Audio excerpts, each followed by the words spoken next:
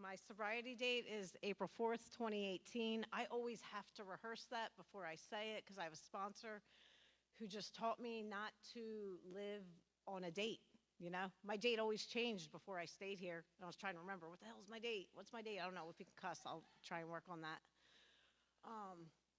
Because I was in and out of the rooms for so long, you know, switching rooms, trying to get an answer, but really it's like the answer, like Matt said, is in the 12 steps. Gosh, I don't want that to be my answer when I come into these rooms. It's like, can't I just get a good job and a good guy and a car and raise my kids and like everybody else in the world? Why can't I do that? What is wrong with me? I questioned that for so much of my life, even before like growing up and having kids. But when I was, you know, in my 20s, like before having kids, I still knew something was wrong. I knew something was wrong with me from teenage years, but I was like crying to my mom, like, my brain won't shut off at night. What's wrong with me? You know, she takes me to the doctor. They say you have insomnia. And from that point on, like, I mean, my life was changing. I was 16 years old. And, you know, nothing was ever quiet in my mind. And that's what the programs taught me. Like, my disease lives in my mind. I have an internal problem in my heart. Something needs to change. And this, like, tonight is about being reborn into recovery. And, like, I constantly need to be reborn. As soon as I think I have arrived, there's a problem. And I've thought that, you know, 5.5 years in, thinking, like, I'm here. Why am I still suffering? Because I have to continue to do this, or I will suffer, because the disease is still here, and it still blocks me from God who's in here. And I didn't know that. Like, I went to church. You know, my parents made me go to church. They sent me to Catholic school and all that stuff, and I would, like, read scriptures. I had no idea what these scriptures said. No connection with God at all. Like, I felt something in church, but I didn't understand how these people were living, like, on a church basis. I had no idea of that. And as soon as I was in my teenage years, I was like, nope, not going to church, living my own life, got a car, can go here, can go there, who needs God? You know, there was just really no thought of God. And then, you know, I'm just going to talk about some powerless moments, like, because I'm a woman who, I don't hide the fact that I was many times pregnant and many times not sober or clean. And I was switching my drug and I was switching my drink, whatever I could do. You know, give me the right medication to make me not use drugs and alcohol. I want to see a doctor who's going to give me something to not make me use. And that never happened. I would be pregnant and I would be knowing what I'm doing is wrong, because it talks about it in our literature, moral and philosophical convictions galore. That doesn't matter. Like, I'm not a bad person trying to be right. Like, I'm a sick person who can't get well. And being pregnant is never going to make me well. In fact, probably made me a lot worse. But, and then having the babies, I'm just saying, like, I lived through, my disease started to grow when I got introduced to the rooms. I got worse. I never stayed. I got worse. And I've learned it's progressive. And on my night of surrender, the last time I came into these rooms, I had no idea that I was never going to drink or drug again. That was not a thought in my mind. I'm like, this ain't going to work, just like it didn't work for the past 10 years. I've tried this. I've done this. I've had a sponsor. They've taken me through the work. It's not going to change again, just like always. Same thing's going to happen. But when you're in that pain, and you know that moment of surrender, I had alcohol in my trunk, and I'm on my knees crying, talking to my sponsor, like, I don't want to live this way anymore. You know, I had gotten a job drunk. You know, I had years with no job and then gotten this job I had drunk. And I'm going to the liquor store all the time on my breaks. Like, every second I have vodka, and I always carry water, but it used to be vodka. And, like, I work with children, and I'm chugging. Like, I'm like, I can't. Like, but I'm not shooting dope and I'm not smoking crack, but, like, I can't go to work without this, you know? And if I run out, I'm at the store, you know? And they're like, why don't you buy a bigger bottle? Because I'm not going to drink that much, you know? And that was the same thing with seeing the dealers. Why don't you buy more? Because I'm not going to do that much. It's like, I always think and I always plan not to do that much. Thank God for these programs. Whatever program we are in, 12 steps can restore sanity. I need sanity restored today, just like I did back then. At least that's what I'm learning as I live every single day in recovery. This is a place that I didn't want to be, and like the people said before me, like when you get asked to speak, like I say yes because that's what I've been taught. Like had my sponsor not taught me to say yes, I would be like, no, too scared. Like I live in fear. I'm afraid. I don't want to do this, but I'm grateful that I get to because I know what happens when I don't. And thank God for every step, and I love sponsoring women. They've taught me so much because this disease, I don't know. I don't know. I can only talk from my experience. Like this time I got into sponsorship right away. Within a few weeks, I had 2 weeks sober, and someone asked me to be their sponsor. And I said yes, and I did not want to say yes. My sponsor's voice was playing up in my mind. Thank God, because God he talks through my sponsor. And I sponsored this girl, and things started to change. I think I'm going to destroy her life. I'm like, I only have 2 weeks sober. How can I help this girl? My sponsor's like, you take her through the book just like you were taken through the book. And if you have questions, call me. And that's what I did this time. I never sponsored any other time. Well, I did one time, but I was like still trying to drink and sponsor women. And thank God I can learn history of like the struggles of the people who started the programs. Because I was coming in and out of the rooms, I was drunk, I was high, I would go to commitments. Like I had vodka in my car and I'm walking into a commitment, and I'm walking out and I'm chugging my vodka, and I'm just giving them a message of hope, is what like, people were like, oh, we're spreading the hope. I'm like, yeah, I'm really spreading hope. I couldn't stay sober, but I wanted to. Like, I wanted what everybody had in the rooms. And I didn't understand that I was going to have to do this little by little in order to change. I don't know what time I have till, so 7:50. Okay. But as I started to actually not pick up a drink and work the steps one little bit at a time. Man, prayer in the morning, I heard Alex sharing, like, I wake up and I pray. That is what I do today. I wake up, when I used to wake up, it was like dreading my day. I got to do this, I got to do that, got to do that. I think about my day and I don't want to get out of bed. Like, I live in anxiety. And today I can wake up and I can pray, and I did that not wanting to. Everything I've done in this program, I never wanted to do. It was not anything that looked good. Like, I prayed my whole life. What is prayer going to do? And when I'm sponsoring women, I'm saying, we're going to do this third step prayer together. It is not magic, but as we start to do this, it's a step that gets us connected to God. If I don't have a connection to God, I'm not going to stay here very long. I need to start experiencing God early on. And it grows as we stay here. I had no kind of faith when I got here. And last night I was in a meeting too, and it was on steps 2 and 3 as well. So I think God just has me in this place where,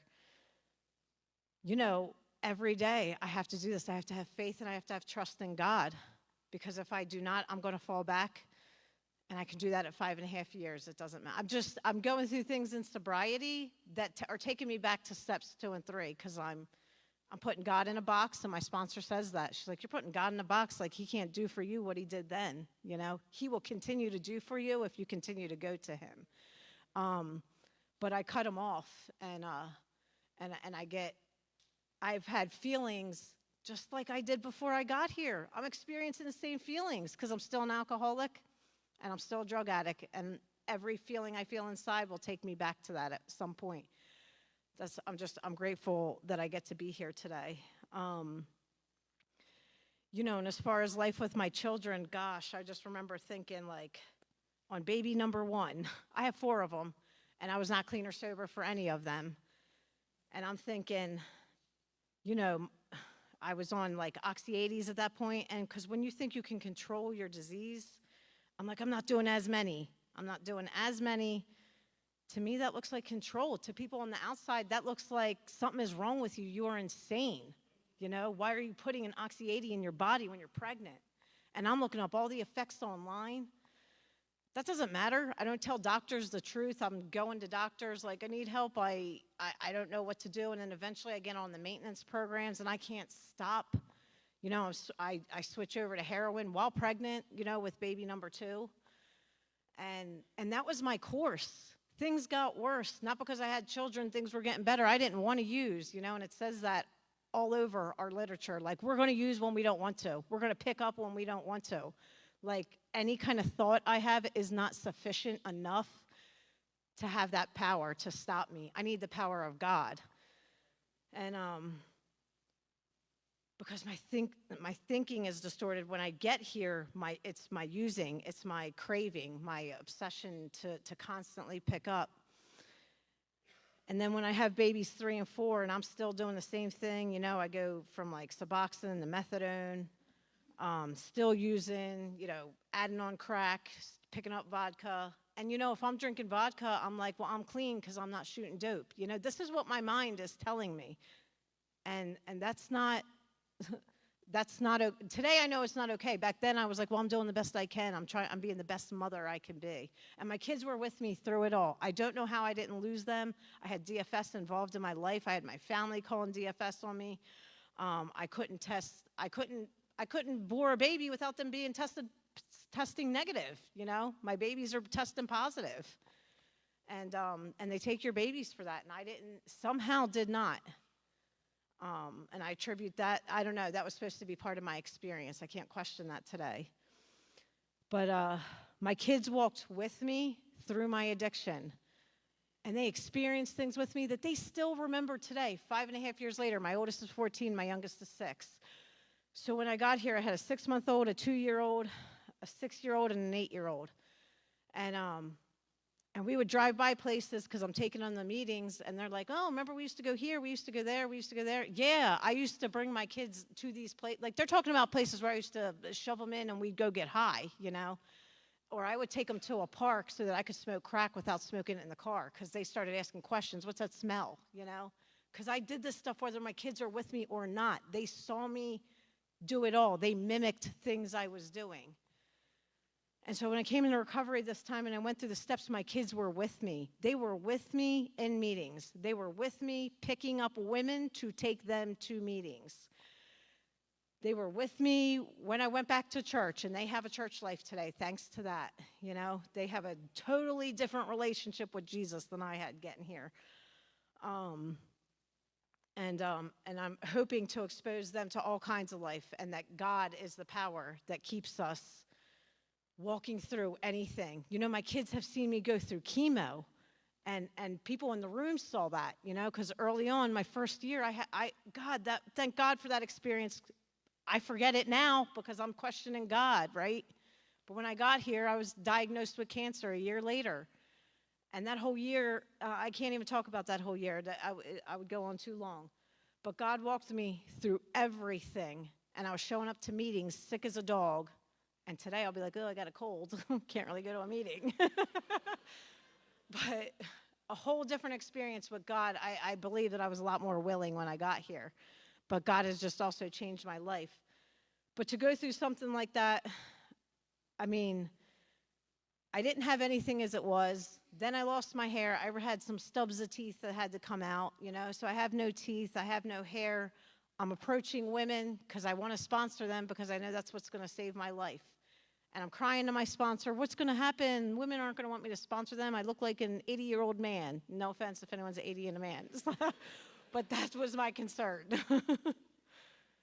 And she was like, Steph, they're going to see the spirit in you, and they're going to want you to sponsor them. I'm like, yeah, right.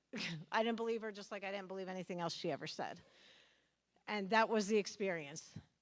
I was sponsoring women by the multiples at a time in my life where I never expected that to ever happen. I was showing up to the rooms. The steps saved my life through having cancer and chemo. I'm like, I just came out of addiction, like, stop doing that stuff, walking through this.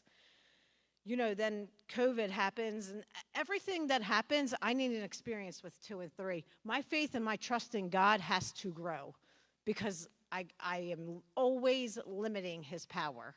My mind will do that. And I was reading something today, and it stuck out to me because it was saying, I need to rely on God, not defy God, because I defy him. Everything I do is like, he can't do that, he can't do this. But when I got here in the beginning, I'm like, I need God to help tie my shoes, because I knew I needed them in the small things. And as I get some time here, I'm like, well, I can handle that. I can handle that. You don't need that. I got this, got this. You don't need that. Do that. And then I suffer large amounts of pain. And I have to get down on my knees and I'm crying. And I'm praying to God, and I'm asking him what he needs me to do. Because I forget I work for God. I don't work for Steph. And when I start working for Steph, and when you get to that point where you have a few years in, or if you're experiencing it now, like it's F word painful. I don't want to say it in church. It's painful. I've been as broken in sobriety as I have before I got here. This shows me why I need God. This shows me why I need his power. I will experience the same feelings, but I don't have an obsession to drink. Thank you, God, for removing the obsession. I have actions that I can take. Every action I take towards God is going to take me away from a drink, and people have been saying that for years. I remember laughing at people in the rooms when I was sitting here high and drunk, and they'd be like, I'm either growing towards God or I'm growing towards drink. I'm like, that is so extreme. Like, no, that's what's happening. I'm either going towards God or I'm going backwards towards where I came from. And if I'm standing still, that's another dangerous place. I get complacent and I don't want to move. So, wherever you are, we got to develop some faith and some trust. And that means I'm not going to know the outcome. I want to know the outcome. What's the plan, God? I want to take these steps, but I want to know what the outcome is going to be. That's what I wanted to know before I got here. I'm doing that as of this whole week. I'm talking to Julia, earlier, and Vicky too, about my experience this week. And it's like, let's get God involved. I'm like, what's the outcome? I don't want to take these steps. So the steps have saved my life. They continue to save my life, and I know that they have helped save, I believe, my children's lives because I'm with them today. I didn't get them killed by doing what I was doing. I don't know how. And they have, someone in their life that they can look to if this ever happens to them. They have a dad who's still out there, and he comes in and he causes havoc because he did that at the holidays. Thank you, God, for your power, because I would have flipped out. Like, people come in that I don't want coming in my life, and I have to go to God, and I have to constantly walk through every single thing that's happening with God, even if it's tying my shoes. So I think that's all I have. Thanks for letting me share.